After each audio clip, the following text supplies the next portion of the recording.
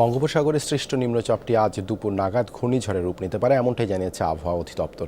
প্রবল বেগে দেশের দক্ষিণ পশ্চিম উপকূলে আঘাত হানতে পারে ঘূর্ণিঝড় রিমাল।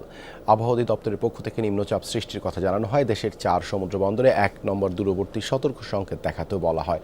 মাছ ধরার যানগুলোকে গভীর সমুদ্রে না যাওয়া এবং দ্রুত উপকূলে ফেরার নির্দেশ দেওয়া হয়েছে।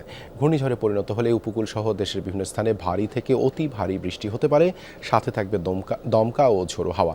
সিলন ফ্যামিলি ব্লেন্ডের কড়ালিকার আর সতেজ স্বাদের পারফেক্ট ব্লেন্ডে স্বপ্নেরা মিলুক টানা। বর্তমানে নিম্নচাপ কেন্দ্রে 44 কিলোমিটারের মধ্যে বাতাসের সর্বোচ্চ গতিবেগ ঘন্টায় 40 কিলোমিটার, এটি 50 কিলোমিটার পর্যন্ত বাড়ছে।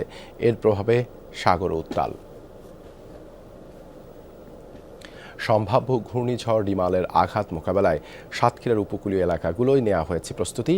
এ বিষয়ে আরও জানাতে যুক্ত হচ্ছেন সহকর্মী আকরামুল ইসলাম। আকরাম, এখন জেলার আবহাওয়া পরিস্থিতি কেমন দেখছেন? পূর্ব প্রস্তুতির বিষয়ে একটু বিস্তারিত জানাবেন।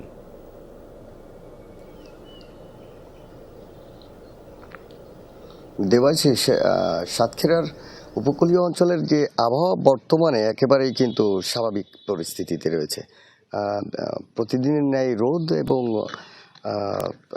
আকাশে বৃষ্টি হওয়ার যে সম্ভাবনা বা মেঘ এমন কোনো সম্ভাবনা এখনো কিন্তু কোনোরূপ দেখা যাচ্ছে না। তো ঘূর্ণিঝড় রিমাল মোকাবেলায় ইতিমধ্যে জেলা প্রশাসন জেলা দুর্যোগ ব্যবস্থাপনা কমিটির একটি মিটিং করেছে। এছাড়া উপজেলাতেও কিন্তু দুর্যোগ ব্যবস্থাপনা কমিটির মিটিং হয়েছে। সেখানে প্রস্তুতি হিসেবে তারা নিয়েছে যে স্বেচ্ছাসেবকদের প্রস্তুত করা হয়েছে, মেডিকেল টিম প্রস্তুত করা হয়েছে, ফায়ার সার্ভিসদের প্রস্তুত রাখা হয়েছে। পাশাপাশি উপকূলীয় অঞ্চলে যে সকল ঝুঁকিপূর্ণ বেড়িবাঁধ রয়েছে সেগুলো যদি ক্ষতিগ্রস্ত হয় সেগুলো মেরামত করতেও কিন্তু পানি উন্নয়ন বোর্ড প্রস্তুত রয়েছে, জিও ব্যাগ প্রস্তুত রেখেছে।